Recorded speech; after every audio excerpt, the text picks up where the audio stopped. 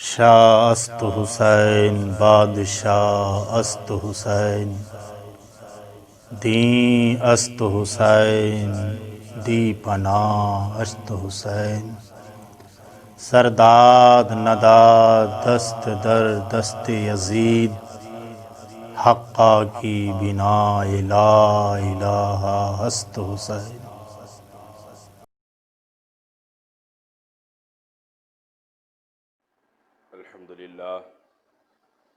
الحمد لله رب العالمين، الصلاة والسلام على أشرف الأنبياء والمرسلين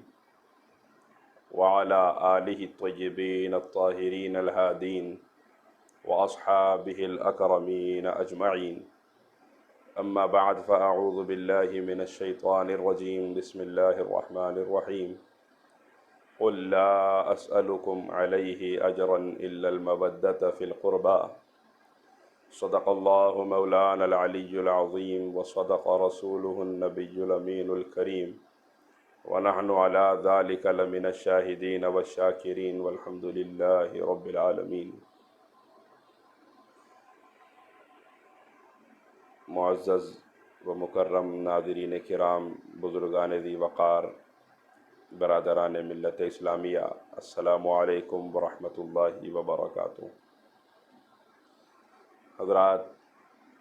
میں سب سے پہلے تو بہت مشکور ہوں علی جناب نوازش محمد فاروقی صاحب مجد اللہ العالی اور آپ کے برادر اصغر افضال محمد فاروقی صاحب مجد اللہ العالی کا کہ اس سید الشہداء کانفرنس جو 10 روزہ اس کی سیریز ہے، اس کا حصہ بننے کا مجھے موقع آپ حضرات ہی کی وجہ سے میسر آیا ہے۔ یہ دونوں بھائی جن کی دعوت پر میں حاضر ہوا ہوں، بہت خوش اخلاق، بہت منکسر المزاج شخصیات کے حامل ہیں۔ ہر سال ہمارے جد اعلیٰ خواجہ دکن سرکار بندہ نواز گیسو دراز شہباز بلند پرواز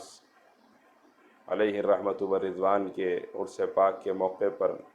ان حضرات کی تشریف آوری ہوتی ہے اور ملاقات بھی ہوتی ہے، اور انہی ملاقاتوں کا سلسلہ کچھ سالوں سے ہے، اور ان حضرات نے حکم فرمایا کہ سید الشہداء کانفرنس ہے، 10 روزہ کئی علماء کرام، مشائخ عظام گفتگو فرما رہے ہیں، اور آپ بھی کچھ اس میں حصہ لے لیں، اس نیت سے کہ اللہ تعالیٰ اس تذکرے کو قبول فرما کر امام پاک علیہ السلام کا تصدق اس حقیر کی بھی جھولی میں ڈال دے۔ کچھ دیر گفتگو کے لیے آپ حضرات کے درمیان حاضر ہوا ہوں۔ اللہ تعالیٰ سے دعا ہے کہ اللہ تعالیٰ حق کہنے، سننے اور اس پر عمل کرنے کی ہم تمام کو توفیق عطا فرمائے، اور تمام اولیاء کرام بزرگان دین کے فیضان سے ہم تمام کو مستفیض فرمائے، اور خانقاہ چشتیہ صفویہ صفی پور شریف کا فیضان جس طرح جاری ہے تا صبح قیامت اسی طرح جاری رہے۔ حضرات گرامی، ذکر اہل بیت اطہار، ذکر کربلا، ذکر امام پاک سیدنا امام حسین علیہ السلام، یہ وہ نفوس قدسیہ ہے کہ ان کا ذکر اگر ہم کریں تو ان کی شان میں اضافہ ہونے والا نہیں ہے، اور اگر ہم ان کا ذکر نہ کریں تو ان کی شان میں کوئی کمی ہونے والی بھی نہیں ہے۔ اگر ساری کی ساری دنیا اہل بیت کی تعریف کرے، ان کی شان نہیں بڑھے گی، کیونکہ ان کی جو شان بڑھائی ہے وہ اللہ اس کے رسول نے بڑھا دی ہے۔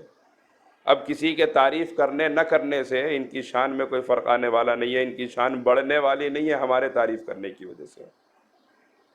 اور اگر ساری کی ساری دنیا خدا نخواستہ اہل بیت کی تعریف سے اپنی زبانوں کو روک لے، تب بھی خدا پاک کی عزت کی قسم اہل بیت کی شان میں رائی کے دانے کے برابر بھی فرق پیدا نہیں ہو سکتا۔ لیکن ہم جو تذکرے اہل بیت کے کرتے ہیں، ہم جو تذکرے صحابہ کرام کے کرتے ہیں، ہم جو ان نفوس قدسیہ کے نام پاک کو اپنی زبانوں سے نکالتے ہیں، اس کا سبب یہ نہیں ہے کہ ہمارے ذکر کرنے کی وجہ سے ان کی عظمت میں اضافہ ہوگا، بلکہ اس کا سبب یہ ہے کہ جب کوئی بندہ ان کا ذکر کرتا ہے تو ان کے ذکر کی برکت سے اللہ ذکر کرنے والے کی عزتوں میں اضافہ فرما دیتا ہے۔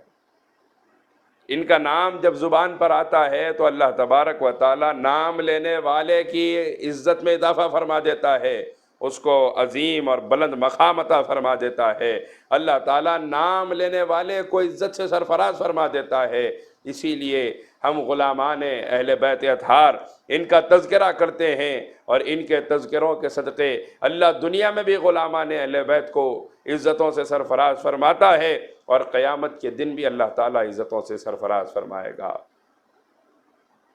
حضرات گرامی، اہل بیت اطہار کی محبت کا جہاں تک معاملہ ہے، تاجدار کائنات صلی اللہ علیہ وسلم نے دونوں قسم کی چیزوں کو بیان فرمایا ہے۔ اہل بیت کی محبت اور اس کا صلہ، اس کو بھی بیان فرمایا، اور اہل بیت کا بغض اور اس کا بدلہ، اس کو بھی حضور نے بیان فرمایا ہے کہ اہل بیت کی محبت کا صلہ کیا ہے اور اہل بیت سے بغض کا بدلہ کیا ہے۔ چنانچہ تفسیر کبیر میں امام فخر الدین رازی رحمۃ اللہ علیہ نے جس روایت کو، طویل روایت کو نقل فرمایا ہے، اس کے کچھ حصے آپ حضرات کی خدمت میں پیش کروں کہ تاجدار کائنات صلی اللہ علیہ وسلم ارشاد فرماتے ہیں، الا من مات علی حب آل محمد مات شہیدا۔ میرے آقا نے ارشاد فرمایا کہ لوگوں سنو، جو آل محمد کی محبت میں مرتا ہے وہ شہید مرتا ہے۔ پھر دوسری جگہ میرے حضور نے اسی کے بعد میں میرے سرکار نے ارشاد فرمایا، الا من مات علی حب آل محمد مات تائبا۔ اب آپ غور فرمائیے، یہ کون سی چیزیں ہیں؟ شہادت کیا ہے؟ شہادت کون سا درجہ ہے؟ میرے آقا ارشاد فرماتے ہیں کہ شہید کا پہلا خون کا خطرہ زمین پر گرنے سے پہلے اللہ تعالیٰ اس کی مغفرت کا اعلان فرما دیتا ہے، اور جتنے قطرے شہید کے خون کے زمین پر گرتے ہیں، ہر قطرے کے بدلے اللہ جنت میں ایک مقام اس کا بلند فرما دیتا ہے، ایک درجہ اس کو بلند فرما دیتا ہے۔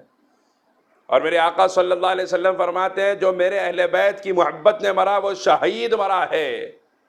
اللہ تبارک و تعالیٰ اس کو اتنا بڑا مقام عطا فرمائے گا کہ وہ شہداء کی صفوں میں کھڑا کیا جائے گا۔ پھر دوسری طرف آپ دیکھیں، انسان ساری زندگی گناہ کرتا ہے، اور زندگی بھر، کیونکہ بے عیب کوئی نہیں ہے، سب گناہ گار ہیں۔ میرے آقا فرماتے ہیں، کلکم خطاؤن، تم سب کے سب خطا کار ہو، لیکن بہترین خطا کار وہ ہے جو خطا کے بعد توبہ کر لے۔ اور جب بندہ توبہ کر لے تو حضور فرماتے ہیں، التائب من الذنب کمن لا ذنب لہ، کہ جو بندہ اپنے گناہوں سے توبہ کر لیتا ہے وہ ایسے ہے جیسے اس نے گناہ کیا ہی نہیں ہے۔ حضرات گرامی، اللہ تعالی ہم سب کو اپنے وقت، اپنے موت سے پہلے توبہ کی توفیق عطا فرمائے۔ تو جہاں تک معاملہ توبہ کا ہے، یہ توفیق کی بات ہے۔ اللہ تعالیٰ جس کو بخشنا چاہتا ہے، اللہ تعالیٰ جس کو جہنم سے بچانا چاہتا ہے، اللہ تعالیٰ جس کو جنت میں داخل فرمانا چاہتا ہے، تو اس کو اپنے کرم سے توبہ کی توفیق عطا فرما دیا کرتا ہے۔ اب میرے آقا صلی اللہ علیہ وسلم ارشاد فرماتے ہیں کہ جو میرے اہل بیت کی محبت میں مرے، من مات علی حب آل محمد مات تائبا، جس نے اہل بیت کی محبت میں زندگی گزاری ہے وہ دنیا سے رخصت ہوگا تو اس حال میں رخصت ہوگا، اللہ تعالیٰ اس کو توبہ کی توفیق بھی عطا فرمائے گا، اس کی توبہ کو قبول بھی فرما لے گا۔ پھر اس کے بعد میرے حضور نے فرمایا، الا من مات علی حب آل محمد مات مؤمنا مستکمل الایمان۔ میرے سرکار ارشاد فرماتے ہیں، لوگوں جو میرے آل کی محبت میں مرتا ہے، جو اہل بیت اطہار کی محبت میں مرتا ہے، جو مولا علی سید کائنات شہزادگان حسنین پاک علیہم السلام کی محبت میں مرتا ہے، میرے آقا فرماتے ہیں وہ اللہ کی بارگاہ میں اس حال میں پہنچے گا کہ کامل ایمان والوں کی صف میں کھڑا کیا جائے گا۔ اب اس کے بعد آپ غور فرمائیں، میرے آقا صلی اللہ علیہ وسلم فرماتے ہیں، الا من مات علی حب آل محمد فتح لہ فی قبرہ بابان الی الجنہ۔ میرے آقا فرماتے ہیں جو آل محمد کی محبت میں مرتا ہے اللہ تعالیٰ اس کی قبر میں جنت کے 2 دروازے کھول دیتا ہے۔ ایسے ہی میرے سرکار نے فرمایا الا من مات علی حب آل محمد یزف الی الجنۃ کما تزف العروس الی بیت زوجها۔ میرے آقا ارشاد فرماتے ہیں کہ جو آل محمد کی محبت میں مرتا ہے وہ اس طرح جنت میں سجا کر لے جایا جائے گا جس طرح دلہن کو سجا کر دولہے کے گھر پہ لے جایا جاتا ہے۔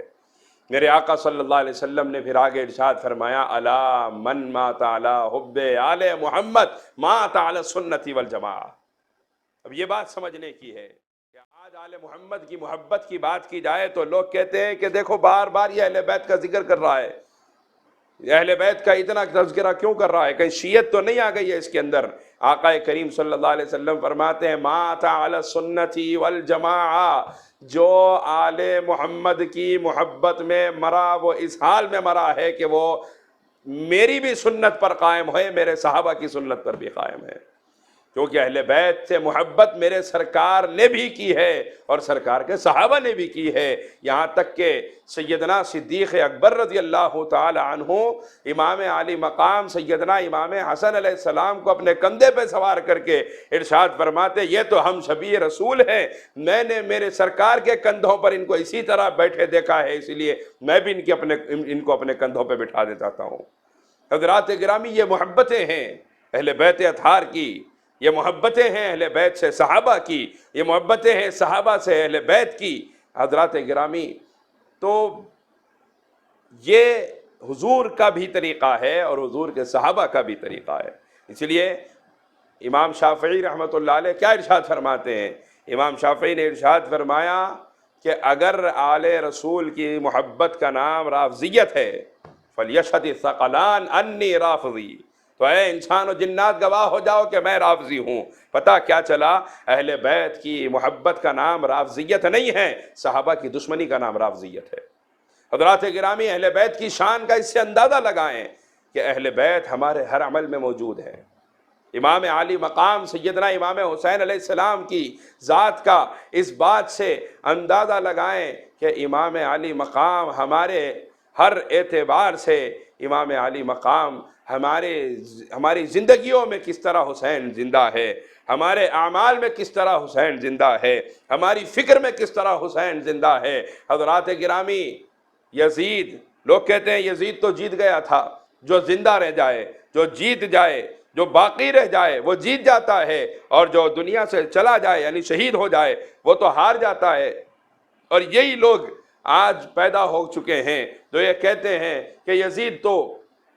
باقی رہ گیا تھا تو پھر یزید ہارا کیسے ہے؟ امام حسین تو شہید ہو گئے تھے، وہ تو پھر جیتے کیسے ہیں؟ حسین کی جیت تو اللہ آج بھی بتا رہا ہے کہ کربلا کے واقعے کے 1.5 سال کے بعد یزید مر کے مٹی میں مل کے ذلیل ہو کے فنا ہو کے کچرے کے ڈھیر کے نیچے دب گیا، ختم ہو گیا۔ حسین آج بھی کائنات کے ہر گھر میں زندہ ہے، حسین کا نام زندہ ہے، حسین کی اولاد زندہ ہے، حسین کا خاندان زندہ ہے، حسین کے گھر کا بچہ زندہ ہے، حسین کے نام کے اولیاء زندہ ہیں، حسین کے غلاموں میں ائمہ زندہ ہیں، حسین کے غلاموں میں علماء موجود ہیں۔ آپ دیکھیں جس کو اللہ نے مقام عطا فرمایا ہے وہ حسین کا غلام نظر آئے گا، چاہے سرکار غوث اعظم کی صورت میں ہو، چاہے سرکار غریب نواز کی صورت میں ہو، چاہے سرکار نظام الدین اولیاء محبوب الہی کی صورت میں ہو، چاہے سرکار صابر پاک کی صورت میں ہو، چاہے سرکار بندہ نواز کے سدراس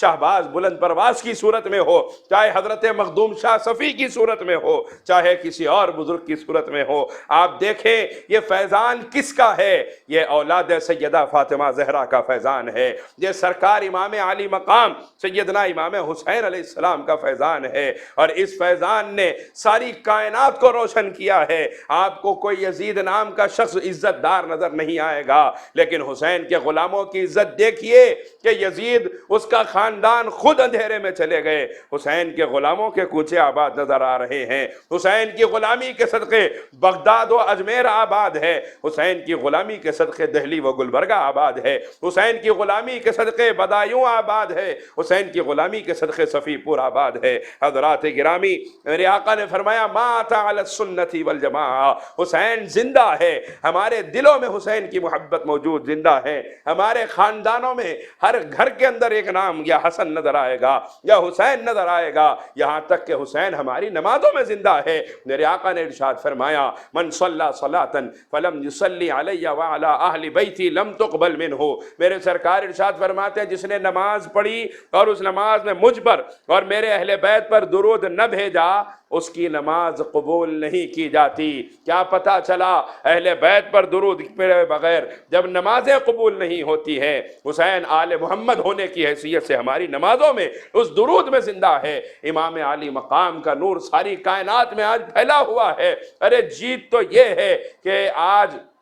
کسی کو کوئی گالی دے دے تو وہ تکلیف نہیں ہوتی جو یزید کہہ دینے پر ہوتی ہے، شمر کہہ دینے پر ہوتی ہے، ابن زیاد کہہ دینے پر ہوتی ہے، عمر ابن سعد کہہ دینے پر ہوتی ہے۔ پتہ کیا چلا؟ اقبال فرماتے ہیں حد ہی نہیں حسین تیرے انتقام کی، لفظ یزید گالی سے بدتر بنا دیا۔ حضرات گرامی، یہ مسلک اہل سنت والجماعت ہے جس نے امام علی مقام سے، اہل بیت اطہار سے، پنجتن پاک سے، ائمہ اہل بیت سے محبت فرمائی ہے، صحابہ کرام خلفائے راشدین سے محبت فرمائی ہے۔ حضرات گرامی، اہل سنت والجماعت کی خصوصیت یہی ہے کہ ہر ایک کی وفادار رہی ہے، کبھی کسی کی غدار نہیں رہی ہے۔ حضرات، جب یہ رخ ہے کہ میرے سرکار نے ایک جگہ تو یوں فرمایا، اور یہ تمام باتیں جو میں نے عرض کی کہ میری اہل بیت کی، میری آل کی محبت میں جو مرے گا تو اس کو یہ عطا کیا جائے گا، یہ عطا کیا جائے گا۔ اب اس کا دوسرا رخ آپ غور فرمائیں، میرے آقا صلی اللہ علیہ وسلم ارشاد فرماتے ہیں الا من ماتا الا بغض آل محمد ماتا کافرا۔ اسی حدیث کے اندر امام فخر الدین رازی رحمۃ اللہ علیہ نے اسی تفصیل کے اندر تفسیر کبیر میں اس کو نقل فرمایا ہے کہ میرے آقا صلی اللہ علیہ وسلم ارشاد فرماتے ہیں لوگوں خبردار، جو میری آل کے بغض میں، دشمنی میں مرتا ہے، ماتا کافرہ، چاہے دنیا والے اس کو کتنا اچھا، کتنا بڑا انسان سمجھیں، آمنہ کے لال نے ارشاد فرمایا وہ مومن نہیں مر سکتا، وہ مومن نہیں مرے گا، وہ کفر پہ مرے گا جو میرے اہل بیت سے بغض رکھتا ہے۔ میرے آقا نے ارشاد فرمایا الا ومن ماتا الا بغض آل محمد لم یشم رائحۃ الجنہ۔ میرے آقا نے ارشاد فرمایا جبکہ جنت کی خوشبو کئی میل، کئی 100 میل دور سے جنتیوں کو آ رہی ہوگی، میرے آقا ارشاد فرماتے ہیں جو میری آل کے بغض میں مرے گا وہ اس حال میں مرے گا، وہ اس حال میں مرے گا کہ جنت کی خوشبو بھی نہیں سونگھ سکتا۔ پھر آگے میرے سرکار نے فرمایا الا ومن مات علی بغض آل محمد، جو آل محمد کے بغض میں مرتا ہے اس طرح اللہ کی بارگاہ میں قیامت کے دن آئے گا کہ اس کی پیشانی کے بیچ اوپر لکھا ہوا ہوگا کہ یہ آج اللہ کی رحمت سے مایوس ہے، اللہ کی رحمت سے محروم ہے۔ حضرات گرامی، اہل بیت کی محبت کے صلے دیکھیے، اہل بیت کی محبت کیا ہے۔ حضرت سیدنا ابو ہریرہ رضی اللہ تعالیٰ عنہ سے پوچھئے، امیر المومنین سیدنا فاروق اعظم رضی اللہ تعالیٰ عنہ اور حضرت ابو ہریرہ رضی اللہ تعالیٰ عنہ مدینہ پاک کی گلی سے گزر رہے ہیں، بچے کھیل رہے ہیں، بچوں میں امام علی مقام سیدنا امام حسین علیہ السلام بھی کھیل رہے ہیں، اور کھیل جب ہوتا ہے تو پھر گرد و غبار لگ جاتا ہے، وہ گرد و غبار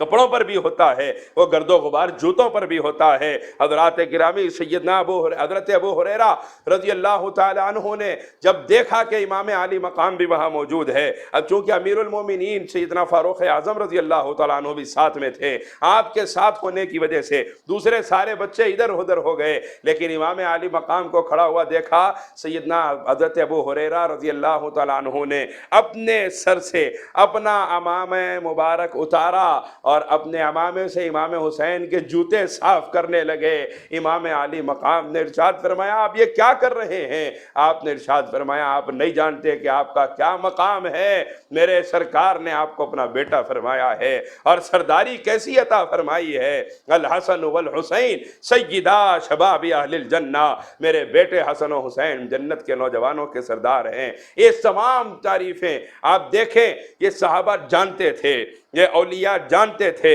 کہ جس کو ملے گا مصطفیٰ اور مصطفیٰ کی اہل بیت کی محبت سے ملے گا۔ آپ غور فرمائیں کس طرح کی محبتوں کا ماحول ہے۔ دنیا یہ بتاتی ہے کہ حضرت یوسف علیہ السلام، اور یہ حقیقت بھی ہے کہ حضرت یوسف علیہ السلام کے بھائیوں نے ان کے ساتھ کیا کیا، حضرت یوسف علیہ السلام کے بھائیوں نے ان کو کیسی تکلیفیں دی ہے، کس طرح سے حضرت یوسف کے بھائیوں نے ان کو ستایا، سوتیلا پن کی وجہ سے، سوتیلے رشتے کی وجہ سے۔ اور آج بھی سوتیلے رشتے کوئی عزت دار رشتے نہیں سمجھے جاتے، آج بھی ہمارے معاشرے میں سوتیلے رشتوں کو محبت کی نظر سے نہیں دیکھا جاتا، اپنا حق مارنے والے کی نظر سے دیکھا جاتا ہے۔ اور یہی دنیا کا مزاج اس زمانے سے بھی چل رہا ہے جو حضرت یوسف علیہ السلام کے بھائیوں نے کر کے دکھایا، جس کو اللہ تعالیٰ نے قرآن پاک کے اندر بیان فرمایا ہے۔ لیکن آپ غور فرمائیے، یہ تمام رسم و رواج، یہ تمام واہی تباہی قصے، یہ تمام باتیں جو یہ ان رشتوں کو دور کرنے والی تھی، ان تمام باتوں کی کمر توڑ کے رکھ دی تو مولا علی شیر خدا کی اولاد نے توڑی ہے۔ اور جب غازی عباس علمدار میدان میں اترے ہیں، بتایا ہے دنیا والوں تم کیا جانتے ہو کہ حسین کون ہے؟ زندگی میں کبھی امام حسین کو اپنا بھائی کہہ کے نہیں پکارا، جب پکارتے تو آقا حسین کہہ کے پکارتے، جب پکارتے تو مولا حسین کہہ کے پکارتے۔ پوچھا گیا کہ آپ کے تو بھائی ہیں، علی آپ کے بھی والد ہیں، علی ان کے بھی والد ہیں، آپ بھی علی کے بیٹے، وہ بھی علی کے بیٹے، لیکن یہ بات سمجھ میں نہیں آتی کہ آخر آپ کیوں ان کو اپنا بھائی نہیں کہتے؟ جب بھی پکارتے ہیں تو اپنا آقا کہہ کے پکارتے ہیں، اپنا مولا کہہ کے پکارتے ہیں۔ اس کا سبب کیا ہے؟ تو حضرت غازی عباس علمدار نے ارشاد فرمایا تھا کہ لوگوں تم جانتے نہیں ہو، یہ حقیقت ہے کہ وہ بھی مولا علی کے بیٹے ہیں، میں بھی مولا علی کا بیٹا ہوں، لیکن فرق یہ ہے کہ میری ماں ہے اور میری ماں کا خاندان کچھ اور ہے، اور فاطمۃ الزہرا امام حسین کی ماں ہے، حسنین کی ماں سیدہ کائنات ہے، حسنین کی ماں سبب وجود کائنات کی شہزادی ہے، حسنین کی ماں رحمت للعالمین کی جان کا حصہ ہے، حسنین کی ماں میرے سرکار کی شہزادی ہے۔ میں کیسے ان آقازادوں کو اپنا بھائی کہہ کے پکاروں؟ آخری دم تک، جب تک میں ان کو آواز دوں گا، اپنا آقا کہہ کے آواز دوں گا، میں اپنا مولا کہہ کے آواز دوں گا۔ حضرات گرامی، اب آپ دیکھیں ادب کا عالم اپنے بھائیوں کے ساتھ، سرکار امام عالی مقام کے ساتھ، یہ ادب کا عالم غازی عباس علمدار کا ہے۔ آپ دیکھیں دوسری طرف جب کہ وہ قمر بنی ہاشم کہے جاتے ہیں، آپ دیکھیں ان کی طاقت کا، ان کی حیت کا، ان کی قد کا، ان کی کاٹھی کا یہ عالم تھا کہ جب وہ کھڑے ہوتے کسی مقام پر، حضرت مولا عباس علمدار جب کسی مقام پر کھڑے ہوتے اور اونٹ کھڑا ہوتا تو آپ کے خد کا یہ عالم تھا کہ آرام سے اونٹ کی پشت پہ آپ ہاتھ رکھ سکتے تھے، اتنا آپ کو اللہ نے خد عطا فرمایا تھا۔ دوسرے لوگ آپ سے تمام کم قد کے نظر آتے تھے، اگر کوئی ایسا ہوتا جس کے بال بڑے ہوتے، زلفیں ہوتی، تو اپنے دانتوں سے اس کی زلفیں پکڑ کے اس کو اٹھا لیا کرتے، سر اونچا کرتے تو آدمی زمین سے اونچا ہو جاتا۔ کیا پتا چلا کہ اپنے دانتوں سے کسی کی زلفیں پکڑ کے اس انسان کو اوپر اٹھا لیتے۔ اللہ نے ایسی طاقت عطا فرمائی، اور کیوں نہ ہو، کیوں طاقت نہ عطا کی جائے اور کیوں طاقت کا اظہار نہ ہو؟ وہ خیبر شکن کا لال ہے، وہ فاتح خیبر حیدر کرار کا بیٹا ہے، وہ اللہ کے شیر کا بیٹا ہے۔ حضرات گرامی، آپ غور فرمائیں، ایسی طاقت رکھنے والی ذات حضرت عباس کا عالم یہ ہے، اپنے بھتیجے شہزادہ علی اکبر کے ساتھ جب مدینے کی گلیوں سے گزرتے ہیں تو اس حال میں گزرتے ہیں کہ اپنے آپ کو جھکا کے چلتے ہیں، اپنے ہاتھوں کو اپنے گھٹنوں کے قریب رکھ کے چلتے ہیں، اتنا قد جھکا کے چل رہے ہیں۔ لوگوں نے پوچھا کیا بات ہے، آپ کی کیا ہو گیا؟ آپ کے بھتیجے کے ساتھ ہی تو آپ جا رہے ہیں، اور بھتیجے کے ساتھ جاتے ہوئے آپ سیدھے کھڑے ہو کے کیوں نہیں جاتے؟ جب بھی جاتے ہیں تو اپنے آپ کو جھکا کے چلتے ہیں۔ اس وقت غازی عباس نے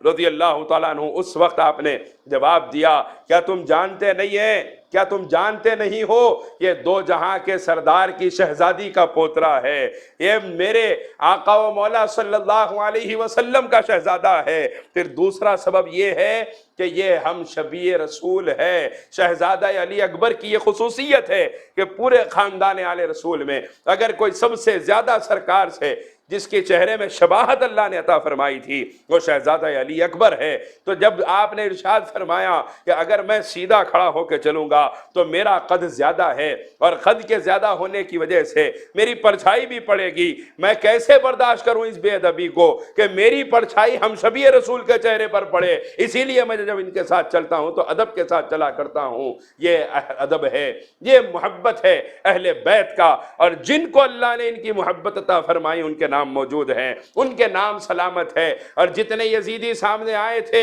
ہم کسی کا نام و نشان نہیں جانتے, بس 4-5 نام وہ بھی لعنت لینے کے کام, لعنت بھیجنے کے کام کے رہ گئے ہیں. شمر کا نام ہے, بن زیاد کا نام ہے, عمر بن سعد کا نام ہے, یزید کا نام ہے. یہ چند نام رہ گئے ہیں جن پہ ہمیشہ دنیا لعنت بھیجتی رہتی ہے. باقی کون جانتا ہے کہ کون کون سے قبیلوں کے کتنے لوگ آئے تھے. حضرات گرامی,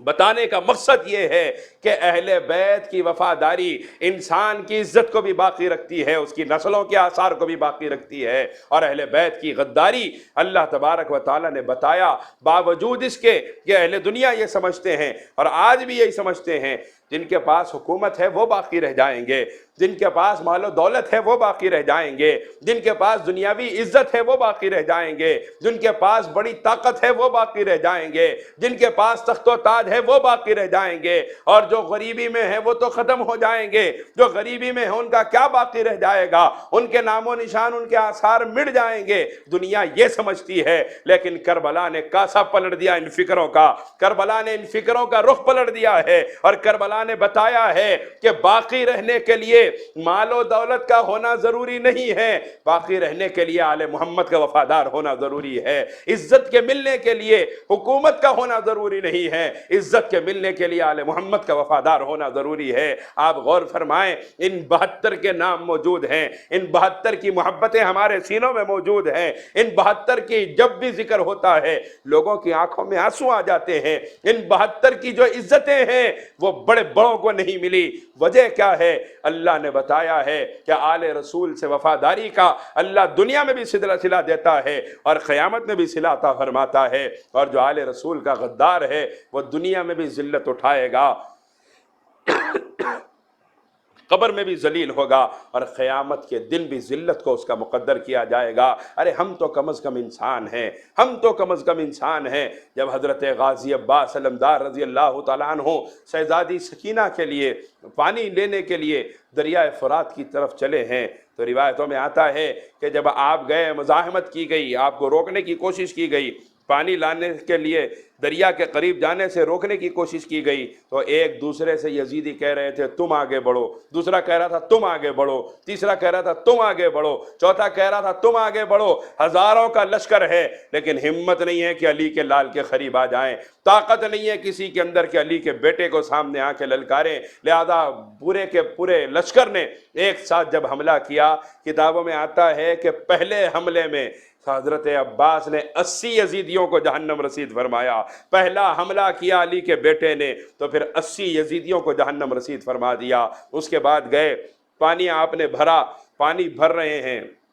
اور مشخیزے میں پانی بھرتے ہوئے خیال آیا میں بھی اگر پانی پی لوں گا تو وہاں جانے کے بعد میں میرا پینے کا پانی جو بچے گا وہ دوسروں کے کام میں آئے گا. قریب ہی تھا کہ پانی پی لیتے, لیکن پھر خیال آیا جب تک شہزادگان پیاسے ہیں میں پانی نہیں پیوں گا. شہزادی سکینہ, شہزادہ علی اصغر ابھی جب تک پیاسے ہیں, عباس میں پانی کیسے پی سکتا ہوں؟ قاضی عباس علمدار نے اپنے آپ کو روک لیا. پھر اس کے بعد جب مشخیزہ بھر لیا, مشخیزہ پیٹھ پر اپنے آپ نے ڈال لیا, اس کے بعد آپ نے پلٹ کے اپنے گھوڑے کی طرف دیکھا. جب انسان ہی پیاسے ہیں تو جانور تو ان سے زیادہ پیاسے ہوں گے, کیونکہ جب یہ ان کے مالک ہی پیاسے ہیں تو پھر جانوروں کو کہاں سے پانی ملے گا, جانوروں کو کہاں سے کچھ نصیب ہوگا. آپ غور فرمائیں, یہ بھی پیاسے ہیں اور وہ جانور بھی پیاسے ہیں, اور پیاسا جانور پانی دیکھتا ہے, کھانا دیکھتا ہے بھوکا جانور, تو انسان شاید عقل کے ہونے کی وجہ سے کسی کا لحاظ کرے, جانور کسی کا لحاظ نہیں کرتا. لیکن حضرت عباس کے گھوڑے نے یہ بتایا ہے کہ روایتوں کتابوں میں لکھا ہے کہ جب آپ نے,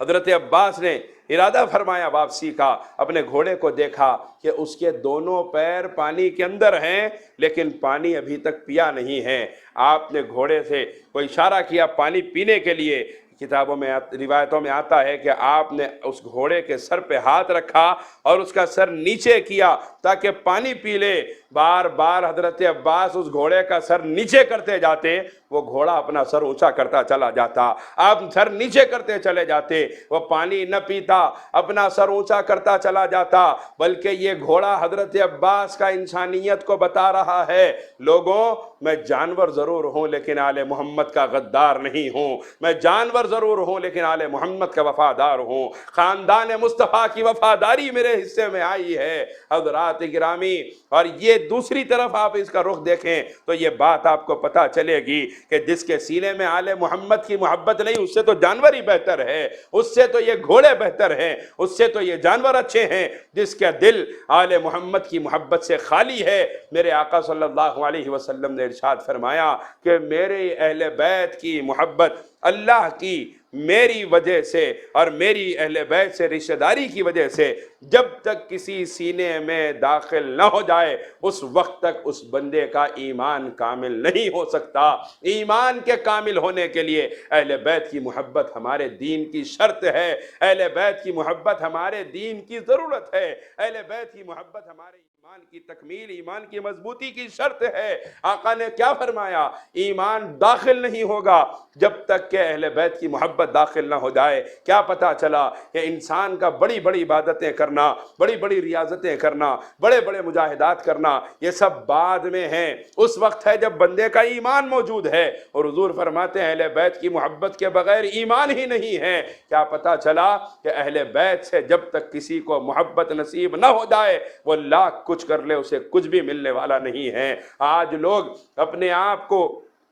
اہل بیت کے برابر کھڑا کرنے کی کوشش کرتے ہیں، آل رسول، خاندان آل رسول کے برابر کھڑا کرنے کی کوشش کرتے ہیں. وہ لوگ یاد رکھیں کہ کوئی کتابیں پڑھنے کی وجہ سے آل رسول کے برابر نہیں ہو سکتا، کوئی علم حاصل کرنے کی وجہ سے آل رسول کے برابر نہیں ہو سکتا، کوئی بڑی بڑی تقاریر یا بڑی بڑی کتابیں لکھ دینے کی وجہ سے آل رسول کے برابر ہرگز نہیں ہو سکتا. کیونکہ یہ پڑھی ہوئی لکھی ہوئی ہزاروں لاکھوں کتابیں ایک طرف ہیں اور مصطفیٰ کے خون کا وہ ایک قطرہ ایک طرف ہے جو سادات کرام کی رگوں میں دوڑ رہا ہے. اور ان کی محبت کو اللہ نے، اللہ کے رسول نے ہمارے دین کا، ہمارے ایمان کا حصہ بنا دیا ہے. اہل بیت اطہار کی محبت میں جئیں، اہل بیت اطہار کی محبت اور ان کی تعلیمات پر عمل پیرا رہیں. تعلیمات کی جہاں تک بات ہے، اہل بیت میں سے خواجہ گیسو دراز سرکار بندہ نواز گیسو دراز رضی اللہ تعالیٰ عنہ ارشاد فرماتے ہیں کہ پورے ائمہ اہل بیت کی زندگی اگر کوئی دیکھے،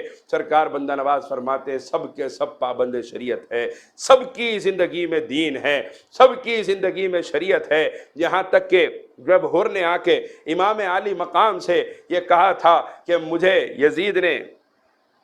یزید کی طرف سے 2000 کا لشکر دیا گیا آپ کے اوپر حملہ کرنے کے لیے، میں آپ کے اوپر حملہ کرنے کے لیے آیا ہوں. رات کا وقت ہوا تو آپ کے مشورہ دینے والے لوگ کچھ آئے، آ کے کہنے لگے رات کا وقت ہے، یہ اور اس کا لشکر سو رہے ہیں، ابھی ہم ان پر حملہ کر دیتے ہیں کیونکہ 400 آدمی ابھی ہمارے پاس موجود ہے، ابھی ہم ان پر اگر حملہ کر دیں گے تو یہ اٹھنے سے پہلے قتل کر دیے جائیں گے، اور جب یہ قتل ہو جائیں گے تو ان کا کافی مال اور یہ بچے ہوئے ہتھیار، یہ سامان بھی ہمارے حصے میں آ سکتا ہے، آپ فوراً اس کے لیے راضی ہو جائیں اور ابھی آدھی رات کو ان کے اوپر حملہ کر دیں. سرکار بندہ نواز فرماتے ہیں اس وقت بھی میرے امام نے شریعت کا خیال رکھا اور ارشاد فرمایا جس کام سے میرے نانا جان نے منع فرمایا ہے اور جیسا کام میرے بابا جان نے اپنی زندگی میں کبھی نہیں کیا، میں بھی ایسا کام کبھی نہیں کروں گا. یہاں تک کہ حملہ ہوا، 400 کی جگہ 72 باقی رہ گئے، میرے امام نے پھر بھی حملہ نہیں کیا.